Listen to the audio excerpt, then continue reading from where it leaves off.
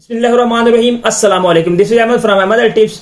और आज की इस वीडियो में मैं आपके साथ एक ऐसी इन्फॉर्मेशन शेयर करने लगा हूं जो बहुत ज्यादा खवातीन मुझसे सवाल करेंगी।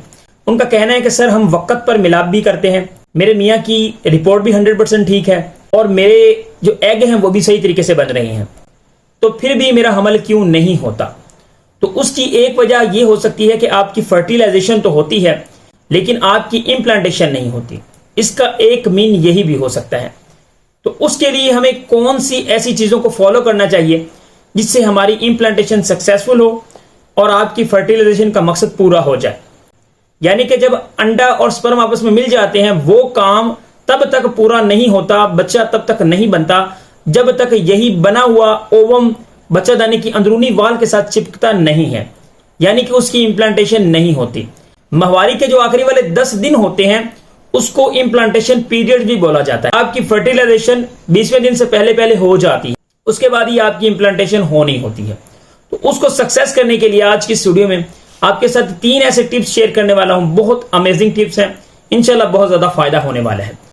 वीडियो मजीद आगे बढ़ने से पहले चैनल को लाजमी सब्सक्राइब कर लीजिएगा। अगर खवातीन के अंदर उनकी इम्प्लांटेशन अगर सक्सेसफुल नहीं होती तो उसकी एक बड़ी वजह यह होती है कि आपकी जो एंडोमेट्रियम की लाइनिंग है वो सही तरीके से नहीं बन रही। बच्चादानी के अंदर ब्लड की जो फ्लो है वो अच्छे से नहीं है, खून की रवानी प्रॉपर तरीके से नहीं बन रही। जिन खवातीन की इम्प्लांटेशन सक्सेसफुल नहीं हो रही होती वो लास्ट वाले जो 10 दिन होते हैं उनके अंदर कुछ चीजें जो होती हैं उनको सही तरीके से नोटिस नहीं कर रही होती। जिन खवातीन की इम्प्लांटेशन सक्सेसफुल नहीं होती तो उन्होंने इन 3 टिप्स को लाजमी से फॉलो कर लेना है। सबसे पहला यह है कि आपने अपनी माहवारी के दिनों को सही तरीके से काउंट नहीं करना। ये नहीं मैं आपको कह रहा कि आपने अपनी ओवुलेशन को सही तरीके से काउंट नहीं करना।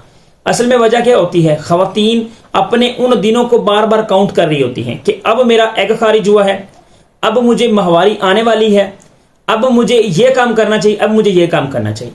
तो आपने ये काम नहीं करना, एक चीज। नंबर 2 पे आपने जो चीज नहीं करनी वो ये है कि अपने सिम्टम्स को बार बार नहीं समझना।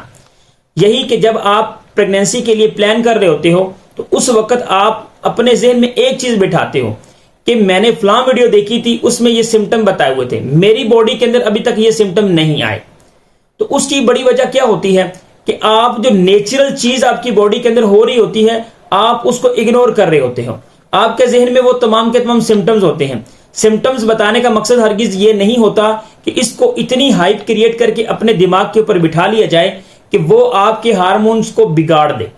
यानी कि जब आप एक ही चीज बार बार सोचोगे तो उससे नुकसान क्या होगा, आपके हार्मोन्स जो होते हैं वो बिगड़ जाते हैं, उसका बैलेंस बिगड़ जाता है। तो अक्सर औकात यही होता है कि जो ज्यादा खवातीन डिप्रेस हो जाती हैं, प्रेशर लेती हैं, तो उनकी जो माहवारी होती है वो रेगुलर ही नहीं रहती। आपने ये चीज लाजमी से नोट करनी है। पहले अगर आपने नोट नहीं की तो जो खवातीन इस तरह से करती हैं उनकी माहवारी जो होती है वो रेगुलर नहीं होती, 1.5 माह उनको माहवारी नहीं आती। तो आपने ये काम हरगिज नहीं करना। अब हमें दूसरा टिप जो फॉलो करना है वो मेन चीज है कि हमें कौन सी ऐसी डाइट्स का इस्तेमाल करना चाहिए जिससे आपकी जो इम्प्लांटेशन है वो सक्सेसफुल हो सके। सबसे पहले खवातीन को 1 अदद बनाना लाजमी खाना चाहिए। केले का इस्तेमाल 1 अदद तो पक्का करें क्योंकि इसके अंदर है पोटाशियम और मैग्नीशियम। ये आपकी प्रोजेस्टेरॉन की सतह को बढ़ाता है। अगर आपकी प्रोजेस्टेरॉन की सतह बढ़ेगी तो उससे आपकी प्रेगनेंसी को सपोर्ट मिलेगी और आपकी इम्प्लांटेशन के जो चांसेस होते हैं वो हाईली इंक्रीज हो जाते हैं। नंबर 2 पे आपने अनार का इस्तेमाल लाजमी करना है।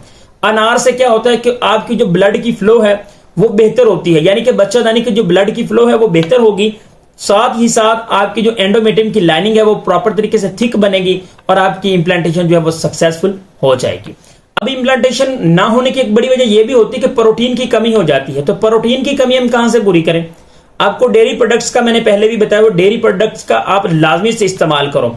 आपको लाजमी से ग्रीन लीवी वेजिटेबल्स का इस्तेमाल करना चाहिए, आपको चुकंदर का इस्तेमाल करना चाहिए, आपको एग का इस्तेमाल करना चाहिए।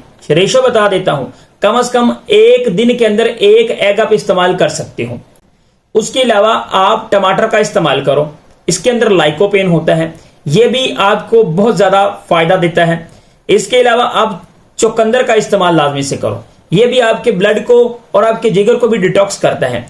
और इससे आपके ब्लड की फ्लो बेहतर होगी और आपके जो इम्प्लांटेशन के चांसेस होंगे वो हाईली इंक्रीज हो जाएंगे।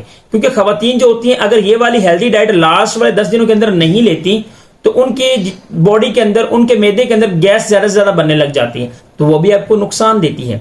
नंबर 3 पे जो मेन चीज है वो ये है कि खवातीन जो होती हैं अपनी एक्सरसाइज को बिल्कुल छोड़ देती हैं। जब भी वो प्रेगनेंसी को प्लान करती हैं तो एक्सरसाइज का तो नाम ही खत्म कर देती हैं। तो ऐसा आपने नहीं करना। उसकी वजह क्या है? खवातीन को मैं यही नहीं सजेस्ट कर रहा कि उन्होंने हैवी एक्सरसाइज करनी है। एक्सरसाइज वो लाजमी करें ताकि आपके जो बॉडी की ब्लड फ्लो है वो बेहतर हो और साथ ही साथ आपकी इम्प्लांटेशन जो हो वो सक्सेसफुली हो सके। जो चीजें आपने अवॉइड करनी है, आपने ज्यादा से ज्यादा गोश्त का इस्तेमाल नहीं करना, या कि आप इस तरह से सोच लें कि ज्यादा से ज्यादा गर्म अशिया का इस्तेमाल नहीं करना। आप नट्स ले सकते हो, इस तरह की और चीजें खा सकते हो, जैसे कि सीड्स वगैरह होते हैं वो इस्तेमाल कर सकते हो। आजकल गर्मियों का मौसम है, उससे थोड़ा सा परहेज ही रखिएगा। ये जो चीजें हैं, ये 3 ऐसी चीजें हैं जो आप कर लोगे तो इंशाल्लाह अल्लाह ताला के हुक्म से आपके जो हार्मोन्स का बिगाड़ होता है वो भी ठीक हो जाएगा और आपकी जो इम्प्लांटेशन है वो भी सक्सेसफुल हो जाएगी। उम्मीद यही करता हूं कि आप सब खैरियत से होंगे। Thanks for watching Ahmed tips.